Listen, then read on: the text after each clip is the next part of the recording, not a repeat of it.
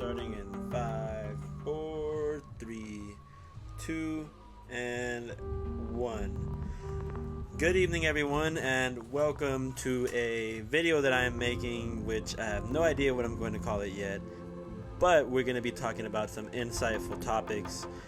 Tonight's topic being the one and only, the very first 5 things I want to change about myself. Now, this is already a pretty extreme and a pretty delicate topic to be talking about. So we're gonna dive right into it. Cue in dramatic effects.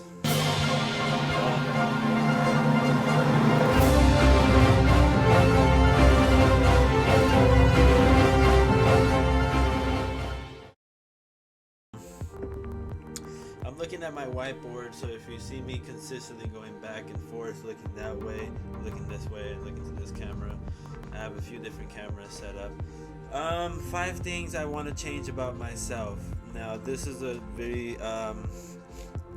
very personal topic, especially coming on to everybody's going to have a different opinion. Everybody's going to be subjective to their own things that they need to change about themselves. So I think it's very important to take that with a grain of salt. If we're going to be the caretakers of our life, then we really gotta set the difference and kind of define what it means to us to change certain things about our character. It's not only one thing to want something for yourself or to feel like you should be somebody different or you should have developed certain traits or certain characteristics thus far. However, it is another thing entirely when you feel like certain things about yourself are becoming detrimental and impactful to your future. That could be in a negative way, in an extreme way. However, it takes your focus away from the grounding of it all.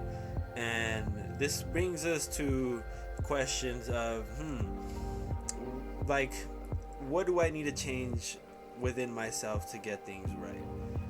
So, I went ahead and wrote 5 things to say for myself. And I think it's a very good tool to look back and to reflect and to be able to use and to implement into our yearly lives. I wouldn't say do it as a daily thing because honestly that's just overthinking it, and it could be more damaging and than it is to just have a kind of like a ground base idea, a plan of what you want to do, and be able to go with that for a few months to a year, and then kind of look back and make adjustments as you go. So thinking about it every day isn't going to help you. So we'll get started. So 5 things I want to change within myself. So it doesn't have to be anything internal, it doesn't have to be anything specific either. Like I said, it has to be something that relates directly to you and something that's going to help you prosper in the long run. So my own personal goals, 5 things that I'm going to change about myself. Number 1, budget my expenses daily.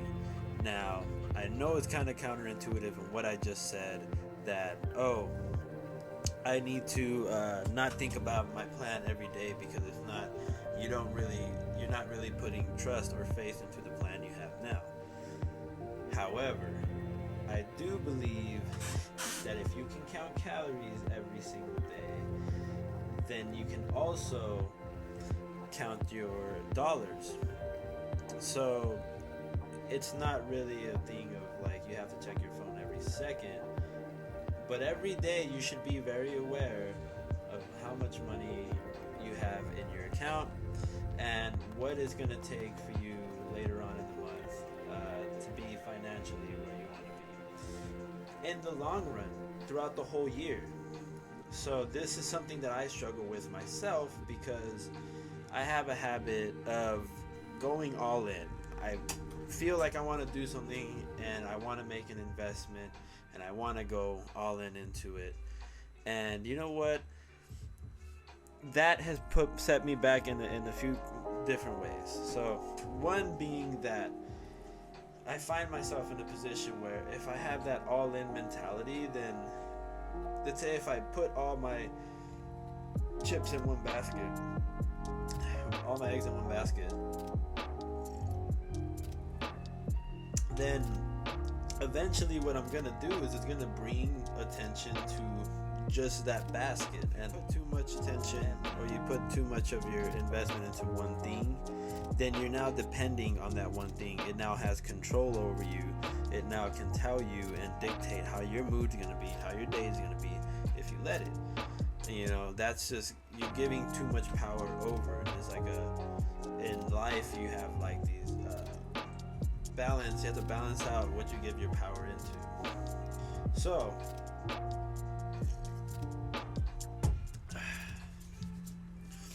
number one, budget expenses daily. Realize what you want to spend in the long run, and realize what it's going to take you to be able to progress at the steady pace in which will be required of you. So, if you can count calories, you can count dollars. Number two, lose 15 more pounds. Now, this is a little bit more of a specific goal, and they're completely different. But hear me out. I've already lost 40 pounds. I was about 244 pounds at 5'10" of my height. 5 feet 10 inches high. So I am now 207-ish pounds, the lowest being 204 on an empty stomach in the morning. So I am down about 40 pounds. Okay? So whatever your goal weight is completely irrelevant. It's completely subjective to you. I put right here, lose 15 more pounds. Doesn't mean that I'm not already ecstatic, nor am I kind of ungrateful of how much I've lost. I feel great. However, this I knew back then when I was 40 pounds heavier, is that I knew that being overweight was taking the majority of my energy. I knew that regardless of how much output I was willing to do, my body was working against me from the moment that I woke up to the moment that I went to bed. Because everything that I put in my body slowed me down, and it'll come down to it'll come down to a point where you're doing your body much more harm, and it's working against you. You don't have energy. You don't have the energy that you need to get what you want to do done, what you know you have to do. So it's super important to understand that yes, you want to have a little bit of flexibility with your weight. You don't want to just put your weight and make it a thing of about looks or numbers on a scale. But this is subjective as well. You know what it'll take to really get your energy back. The reason I put a specific goal for my pounds loss is just because I've already lost 40 pounds, so I could say right now that I'm good where I'm at. I can say right now that my energy is where I want it to be. I can say that, this is going to be enough, and I'm happy here. However, that's not the point. The point is that I want to keep this fire going. I want to keep the energy going. I want to make sure that it doesn't all have to involve weight loss. I might gain weight. These things we can't predict in the future. But the goal is to continue this momentum. I'm going to have to eventually take in more setbacks and things that are going to keep me from that goal. However, the point is to roll with the punches. The point is to keep the momentum and the fire going. So 15 pounds is a little bit more feasible. It'll keep me to where, okay, it's more than 10 pounds, but it's not a crazy number where I don't feel like I can reach it. I know it's around the corner, so it gives me that much more motivation to get up and to get out and go after it. Because I know 10, 15 pounds, that's like what? That's like, if you could lose 2 pounds a week, that's like 7 weeks, if that. And as you progress, you can always kick the intensity higher. You can always add an extra mile. You can always just, instead of walking, go running, and increase the intensity as you go along. And this will compound into more momentum. So this is going to be my second highest focus. Focus number 2 is losing more weight to keep the energy going. So lose 15 more pounds. Time to stop letting the extra weight drag you down and slow you down. Okay? Goal number 3. Third goal is going to be structure the rest of your routine to be successful. So what do I mean by that? So everybody has a routine, whether you are conscious about it or unconscious about it. We all have built up habits that are going to either support our goals or are going to make it harder for us to get to them. Okay? So it's good to take a time to look back and to see and look at your routine. How has it been structured, and how much of your environment has come into play to determine your routine? Often do we not take enough time and realize that our environment comes into play to our routine. If we had a crappy day, we're normally going to feel like we want to come home and we're going to want to forget about it. So typically we do things that allow us to forget. We get involved into a new show. We get involved into, sleeping, a depression nap, wherever you would be, to ignore and suppress how you felt that day. Now, this will come into play later on, because little did you know that those little itty bitty moments that you're coming home after a long day and you're feeling stressed out, you're feeling terrible, you're feeling like you don't got any energy, that's when you have to just kind of shift what you've been putting into your body and shift what you've been putting into your mind. It's time to change up, and it's time to change up what you feed yourself. So this goes back into structuring your routine. Okay, I know you thought I was going to talk about a diet plan right there, but no. Dieting comes natural. Dieting, it will come more with your weight loss and your accountability and your openness to want to have more energy. Okay, so come into your drive, your work ethic. That's where your diet comes into play. But I'm talking about the diet of your life, which is your routine. What do you do every day, and what do you do? What are the constant tiny shifts that you make in your day that are helping you get ahead?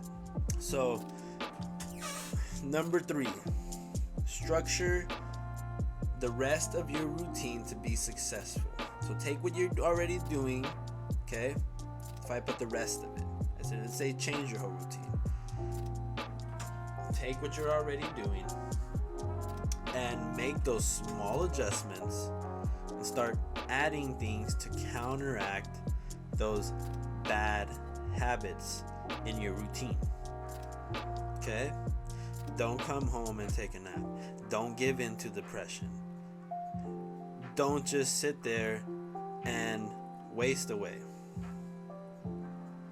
We are all going to be victims of that, and it'll have to bite us in the butt one way or another. But until you decide for yourself that it's time to put something in place to counteract these bad habits, okay? You need to decide this for yourself. So, structure your routine. It's very important.